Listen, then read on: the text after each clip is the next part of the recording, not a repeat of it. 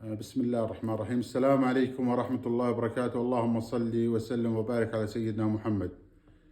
كيف حالكم؟ طيبين إن شاء الله. يلا حيهم، لا تنسونا من لايكاتكم وإعجاباتكم وشيراتكم وتعليقاتكم. نبدأ قصتنا اليوم إن شاء الله. هذا في واحد أيام بيوت الشعر عنده بويت يسمونه مثل الخربوش، يعني لا هو كبير ولا صغير، عمود واحد. هذا عايش مع ولده وبنات ثنتين، بنت ولده وبنته. القصة والله ما أدري هل عندهم نسوان، ما عندهم نسوان، والله ما أدري. الراوي على كلام الراوي مثل ما نقلت أقولها لكم بإذن الله. وإن شاء الله أنا تنفع بالمسلمين يا رب. ف هذا عنده بويت وعنده 4 من المواعز وعنده بندقية، والله يكرمكم سلوقي للصيد. استغفر الله واتوب اليك. جالس مع جماعته بهالبر.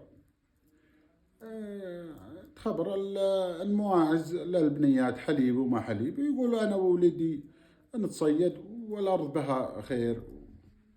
فيقول يوم من الايام حنا جالسين، شدوا الجماعة عننا وما قالوا لنا، لا حول ولا قوة. يمكن انهم تضايقوا منهم، تخبر لا معهم مواعز ولا معهم شيء يسوى ولا هذه، ولا عندهم مثل ما يقول فدني افيدك. عيال عمه شدوا وخلوه، بقى الحالة هو وولده وبناته. ايش لكم بالطويلة طال عمرك؟ البنيات راحن يلعبن بعد ما شدوا باسبوع. طبعا الارض بها صيد وخير، يعني ليش ما راح مع جماعته هذه؟ يقول ما دام راحوا ما قالوا لي ليش اروح وراهم؟ خلاص. ومثل ما يقول الارض بها صيد وبها خير وبها ربيع. يقول البنات طلعوا من الخربوش او من بيت الشعر ذا وراحوا يلعبون، يعني في منقع شعيب او كذا يلعبون. يقول فجأة جن البنات، واحدة من البنات اسمها هلة بنت الشايب، في شيء يلمع بيدها. فسألها أبوها يا بني هذا وش اللي بيدك؟ قالت ما أدري يابا، لقيناه بالضلع اللي ورا، بالأضلاع اللي ورا. والله يمسك الشايب إلا والله جنيه ذهب، ما شاء الله تبارك الرحمن. منين جبتيه؟ قالت يابا والله من الضلع اللي ورا. راح امشي راح هو الولد ولده وراحوا. الضلع ده ضاربوا مسيل مي وحافر هذا ومطلع جراب مليان من الذهب. سبحان الله.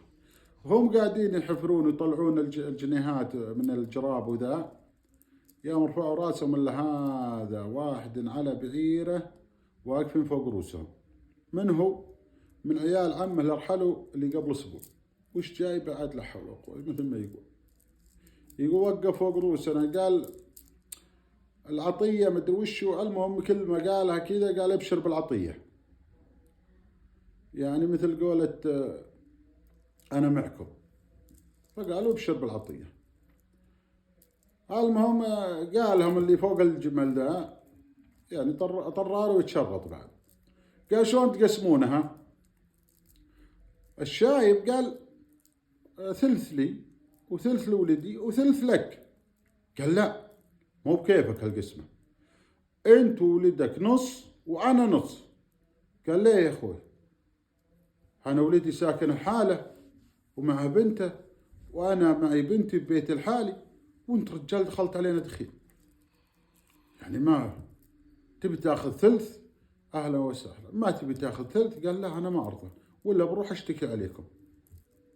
قال ايه انت بيها مطالبات؟ الله يستر عليك، رح ما لك نصيب عندنا، توكل على الله. قال خير ان شاء الله. مشى.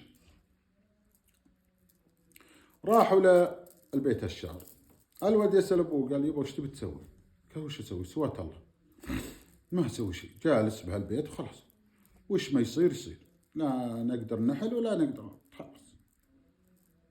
إذا صار شيء ما وش نبي نسوي يا وليدي؟ حنا عايشين فقراء، وش بيصير فينا؟ نبي نرجع فقراء. يعني ما اغتنينا لحد الآن. يقول الهيبات يمكن يروح. يقول يومين الثالث طال عمرك إلا عندنا خدام الأمير أمير حايل، كان وقتها ابن مساعد الله يرحمه ويغفر له. قال الشيخ طالبكم الأمير. وصلوا لهم بالليل هم. قال عاد الشايب قال حياكم الله، استريحوا تعشى وننام، ولا صلينا الفجر إن شاء الله نصبح نمشي. قال شورتك وهداية الله، يلا. وسووا لهم عشاء، تعشوا وناموا، والصبح طال عمرك أصبحوا. الله يكرمكم عنده زميل الشايب ركب عليه البنات، زميل يعني حمار، الله يكرمكم ويكرم السامع. فركب عليه البنات الثنتين والشاب. طيب هم ما قالوا له وش فيه ما فيه، بس هو عارف ان ما حد يبيه ويجيه الا سالفه الذهب. قالوا له الخدام، قالوا له ليه ما اخذ البنات معك؟ قال هن راس المال، وين خلينا هنيا بهالخلا، ماني مخليهن. ف يعني قصده الشايب انه هن اللي قلنا الذهب، يعني ليش اخليهن هنيا؟ والله يمشون مسافة، هم اللي ساكنينها بعيد، حاية بعيدة عن المكان ده، يعني يبغى لها 2-3 أيام. المهم صلوا عند مضيف ابن مساعد الله يرحمه ويغفر له ويرحمهم جميعا إن شاء الله. ما شاء الله تبارك الرحمن. دخلوا للمضيف إلا ابن مساعد على الكرسي بالوجه، إلا هذا العفن ولد عمي غريمي جالس على يمين الأمير. السلام عليكم. وعليكم السلام. ها يا فلان، انت لاقي ذهب وما انت مخبر عنه وما ادري ايش من الكلام هذا ابن مساعد؟ قال والله يا طويل العمر، انا والله جاسم بهالبيت الشهر طال عمرك، والبنيات راحن على ضلع من هالضلوع يلعبن، وجن طال عمرك ومعاهن بيدهن جنيهات من الذهب، وقمنا حفرنا طال عمرك وطلعنا الجنيهات، إلا الرجال هذا اللي مشتكي علي طال عمرك فوق راسي قال أنا معكم. قلنا أبشر. قال شلون القسمة؟ قلنا القسمة طال عمرك ثلث لي وثلث لوليدي وثلث لك. قال لا، أنا نص وأنتم نص. وزعل وقال والله أروح أشتكي عليكم. وجاك اشتكى طال عمرك، حنا والله هذه قصتنا، والبنية هذه هيلة هي اللي لقت الذهب. ابن مساعد الله يرحمه ذكي وفطين وعالم ما شاء الله تبارك الرحمن وقارئ، ويلتفت على الشاكي المشتكي هذا. قال طيب انت ليه ما رضيت بالثلث؟ هو قاعد يبي يكشفه، يبي يختبره. قال ليه ما رضيت بالثلث وهو ثلث وولده ثلث؟ ليه عييت؟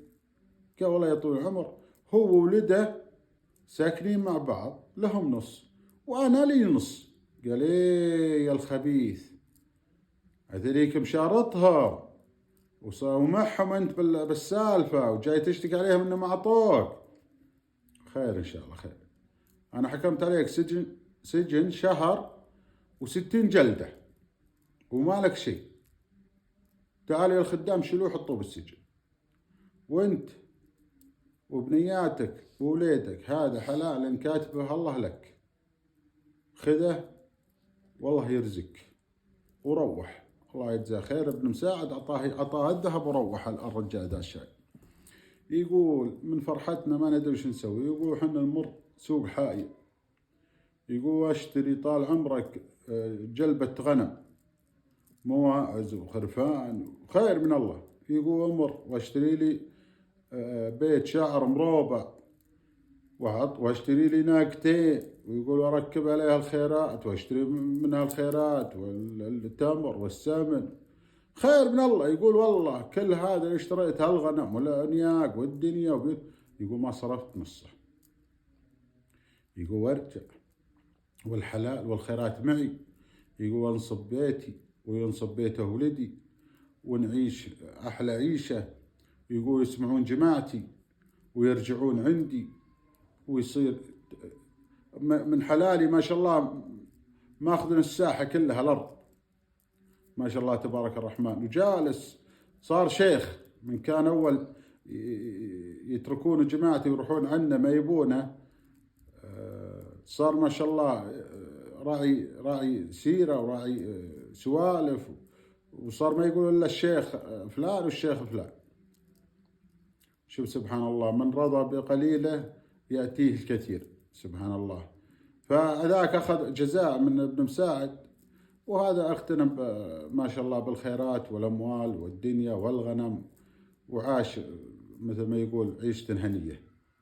حبينا نعطيكم هالسالفة هذه، إن شاء الله أنها تحوز على إعجابكم ورضاكم، ولا تنسونا من لايكاتكم وإعجاباتكم. الله يجزاكم خير. سبحان الله وبحمده، أشهد أن لا إله إلا الله، أستغفرك وأتوب إليك.